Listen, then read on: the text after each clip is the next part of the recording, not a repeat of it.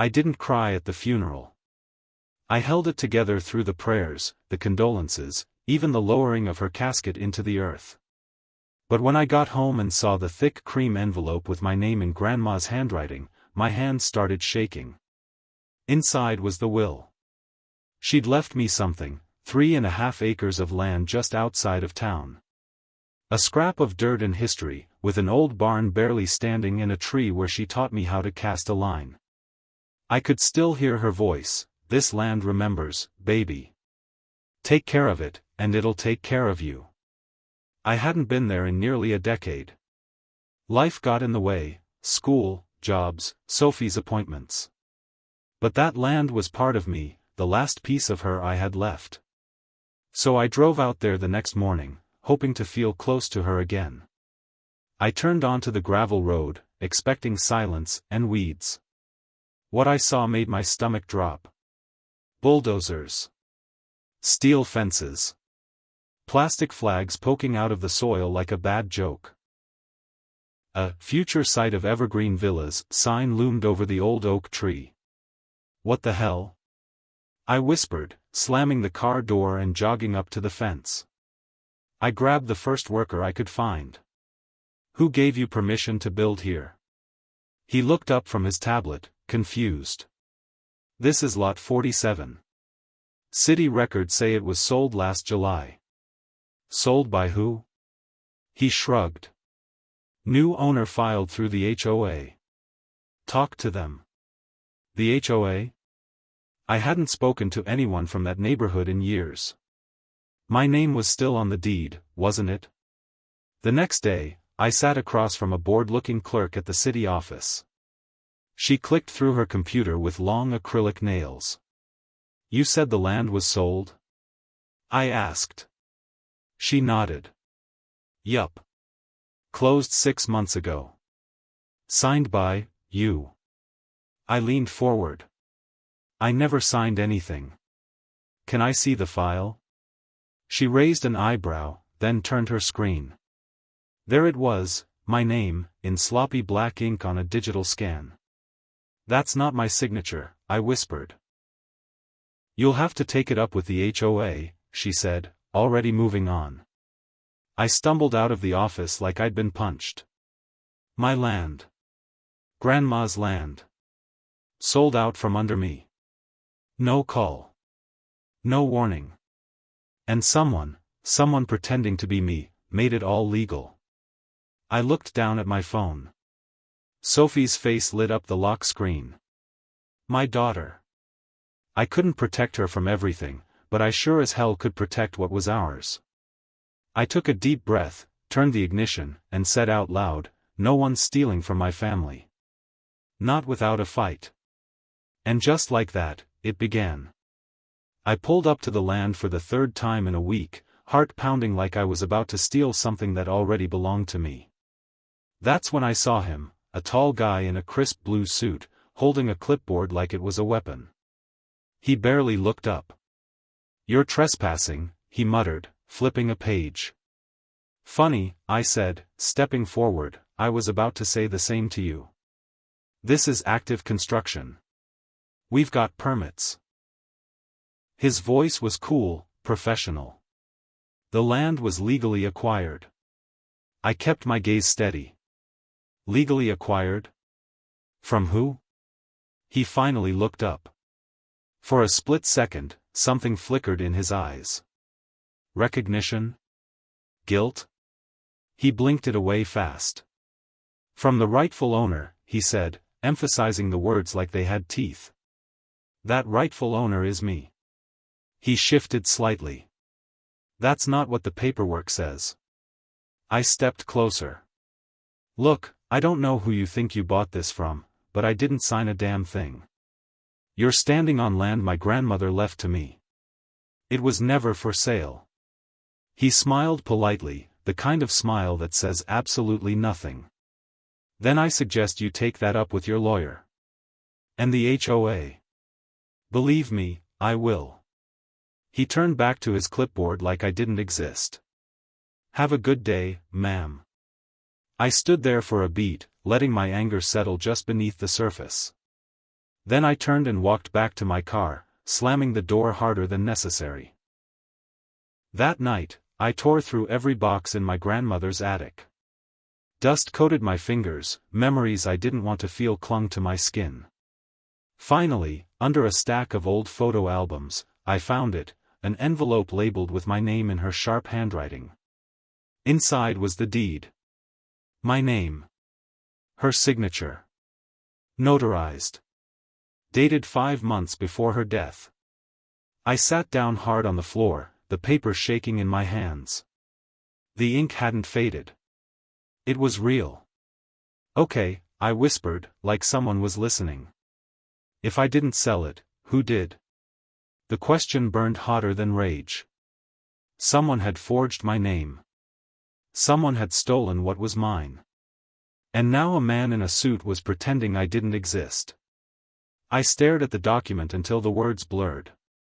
They'd messed with the wrong person. I wasn't ready for Evelyn Warner. We'd barely made it 10 feet onto the land when I heard the sharp click of heels behind us. "Excuse me," a woman barked. "This is an active construction zone. You're trespassing." I turned, pushing Sophie's wheelchair a little closer to me. "I'm not trespassing. This land was left to me by my grandmother. I have the deed." Her expression barely moved. Blonde bob, pearl earrings, clipboard hugged to her chest like it contained sacred commandments. "You'll need to remove yourselves immediately," she said, voice like cold glass. "Children with medical equipment shouldn't be here." "She's in a wheelchair," I said. "Not a biohazard." Evelyn's lips twitched, but she didn't blink. "For her safety, and yours, I'll be calling the police." "Go ahead. Maybe they can explain why you're building condos on property I legally own." "You're mistaken," she said smoothly. "This development was cleared months ago. All transactions went through the proper channels." "My name is on the deed," I snapped. "I didn't sell anything." She finally smiled, but it didn't reach her eyes. "You'll want to be careful about making trouble here. Property values are sensitive. The HOA takes unauthorized activity seriously." I stared at her. "Is that a threat?" "Of course not," she said sweetly. "Just a neighborly suggestion." I wheeled Sophie back to the car without another word, every muscle in my body locked tight. She was silent the whole ride home, her little hands fidgeting in her lap. "Why did that lady hate us?" she asked finally. "She doesn't hate us," I lied. "She just doesn't understand." That night, I couldn't sleep. My jaw ached from clenching it. Every time I closed my eyes, I saw Evelyn's smirk. At 2:14 a.m., I heard the hiss. I rushed outside. Both tires on the driver's side, slashed. Deep, clean cuts. I checked Sophie's window.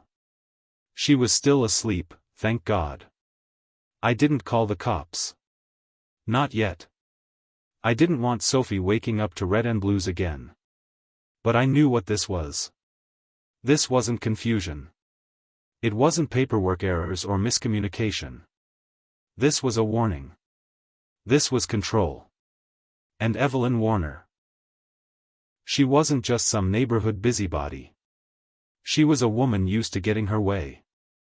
I stood in the driveway, cold air burning my throat, and whispered, "You picked the wrong damn family.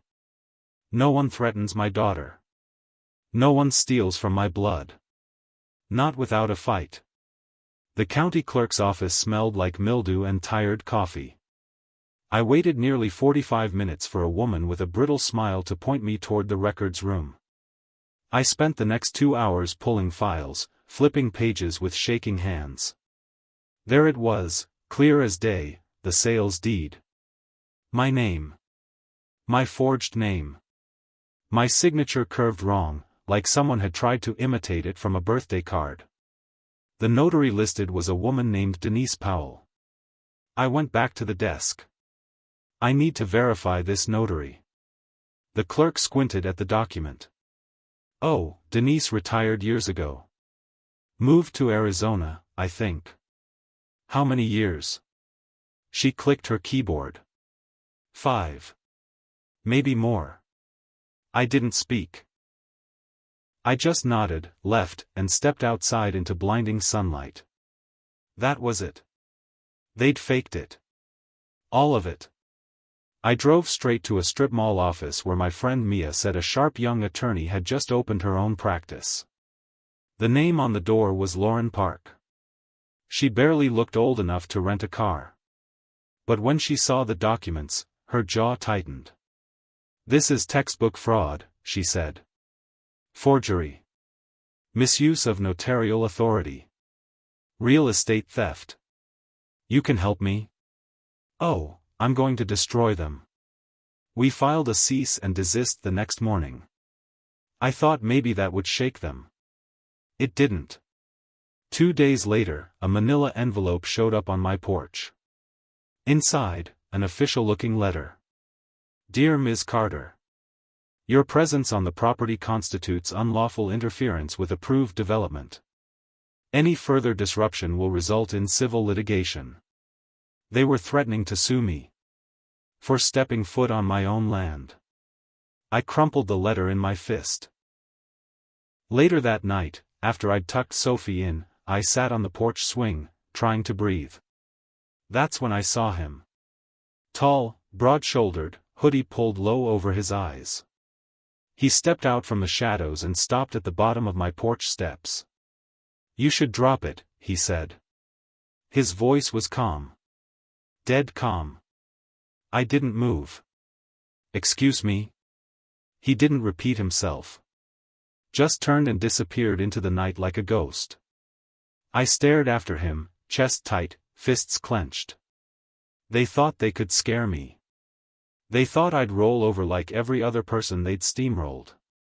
But I wasn't every other person. I was a mother. And I was just getting started. "I wanna see it," Sophie said, eyes wide. "Great-grandma's land." I hesitated, gripping the steering wheel. "It's not safe." "But you said it's ours." I nodded slowly. "Just for a few minutes." We parked near the edge of the property. Sophie giggled as I wheeled her onto the path where the old oak still stood. I could almost hear Grandma's voice in the breeze. "I thought it'd be bigger," Sophie teased. "That's because you're bigger," I smiled. Then I heard the voice that made my stomach twist. "You again?"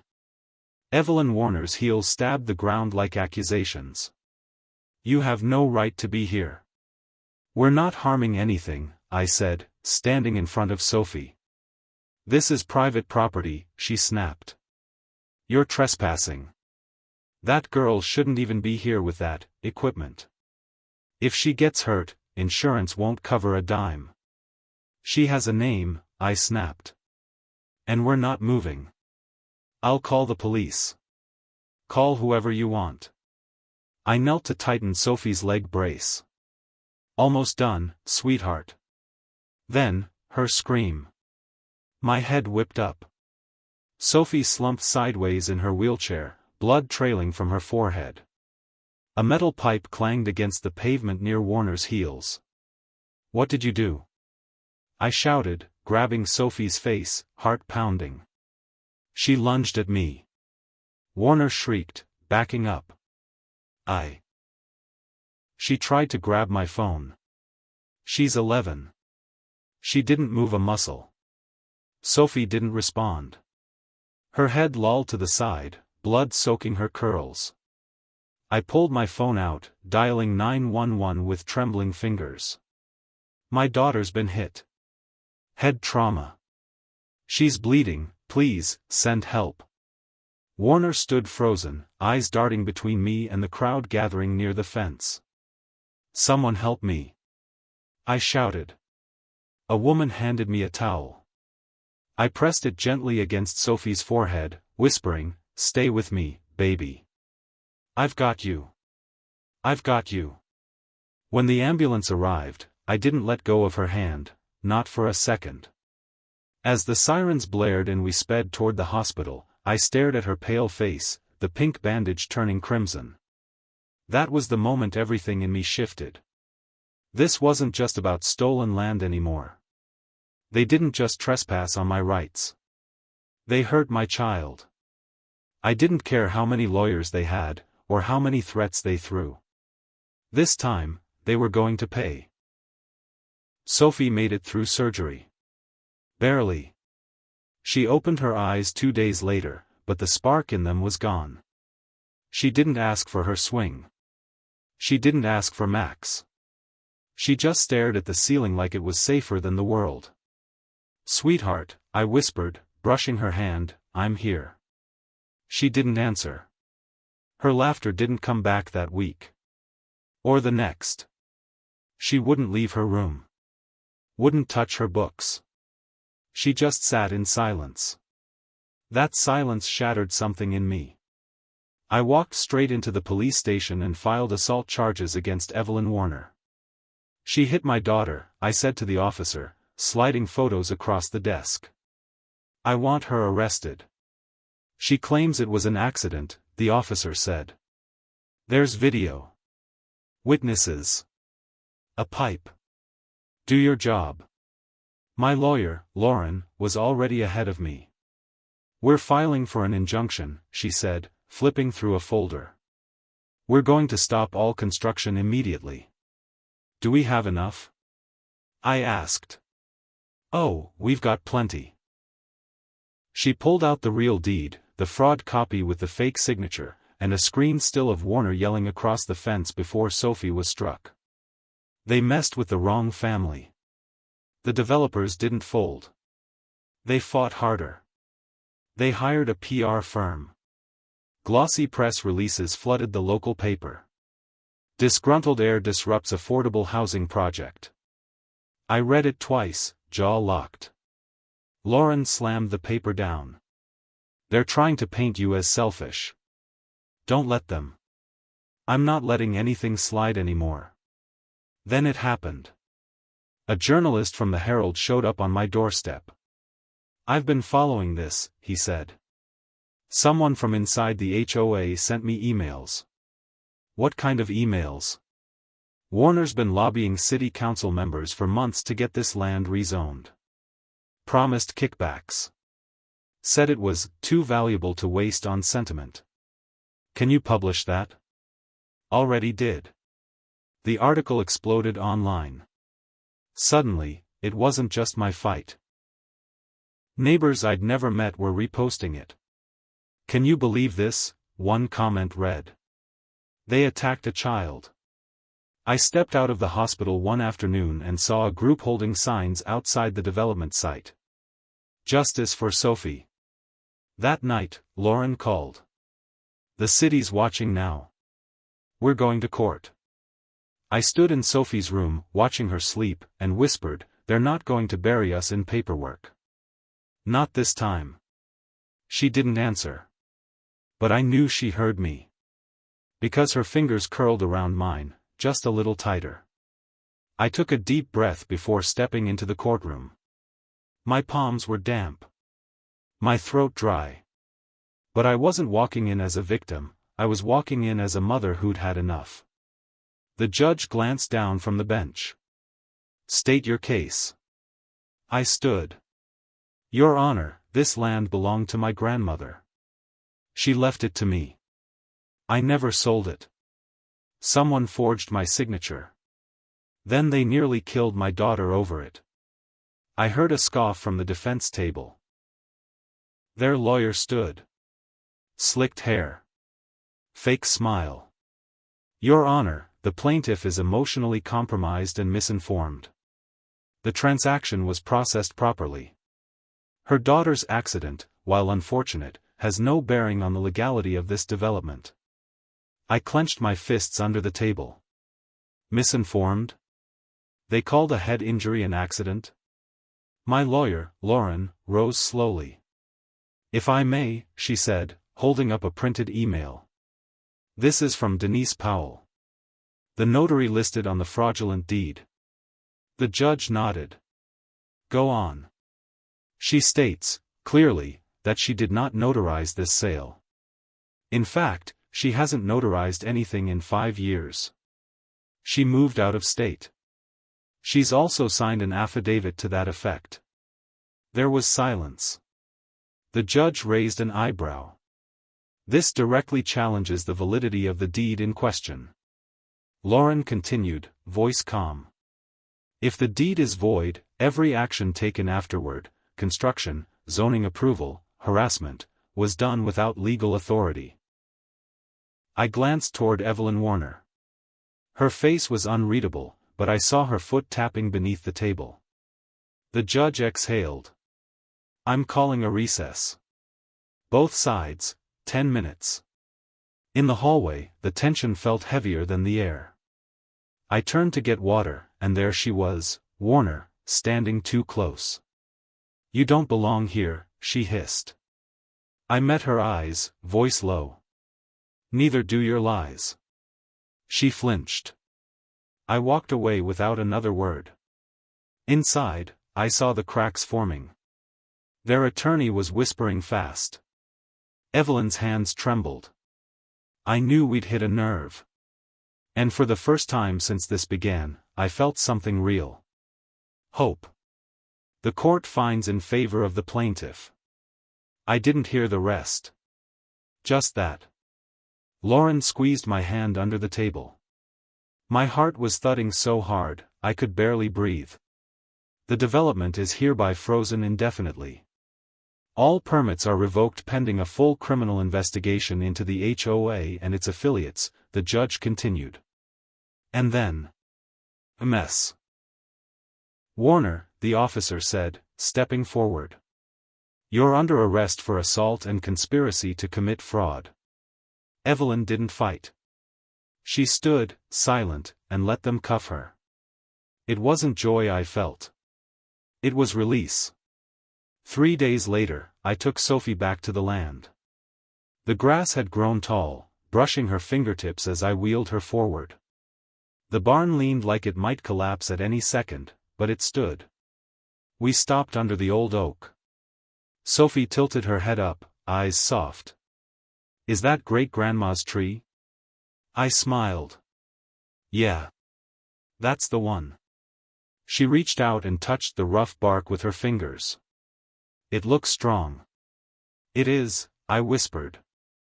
She was quiet a moment, then said, Can we come here more? My throat tightened. Anytime you want.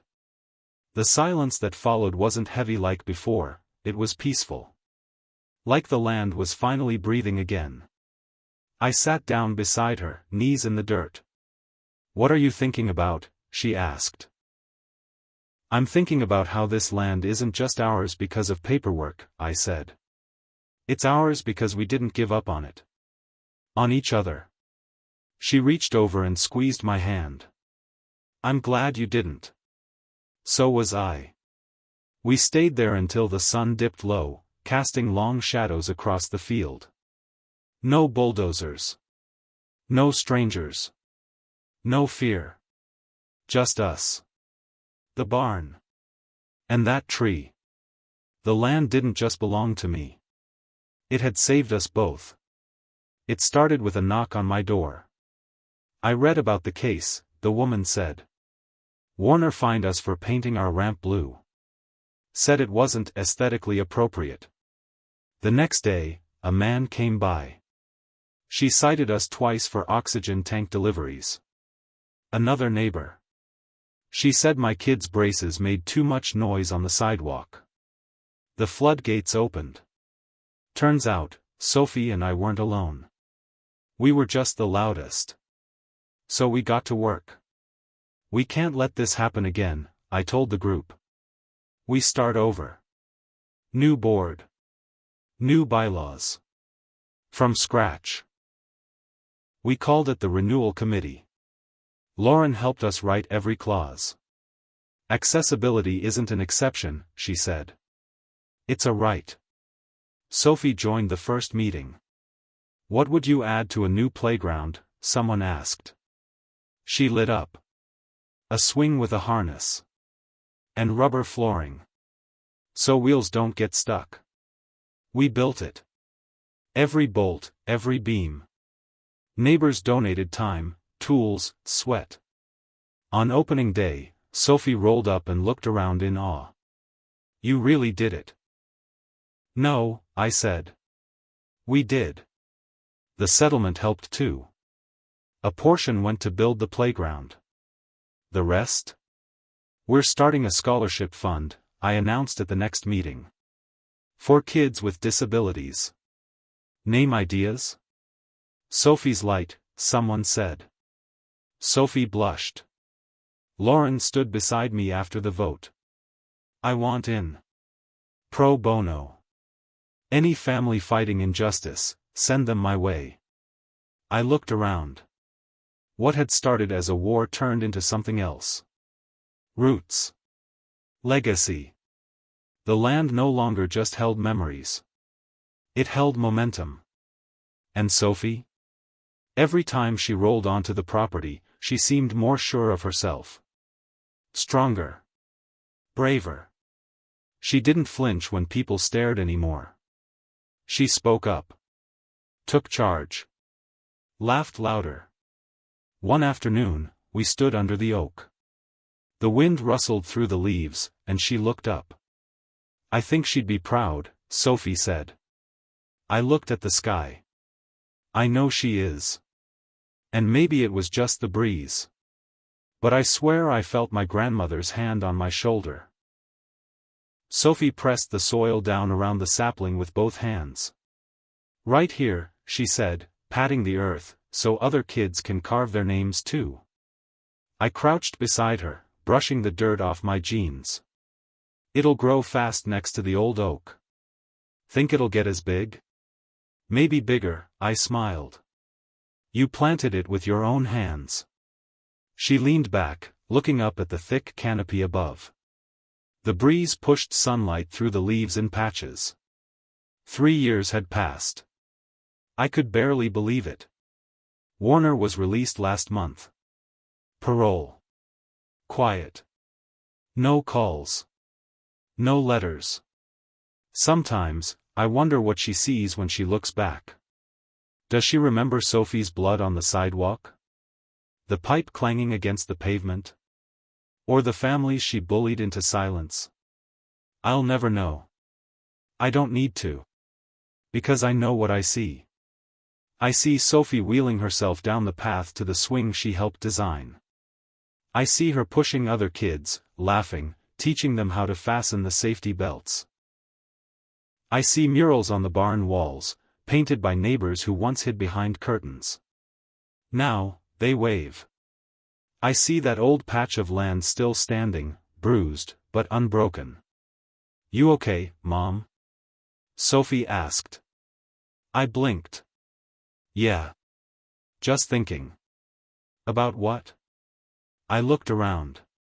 "About how close we came to losing this. To losing us."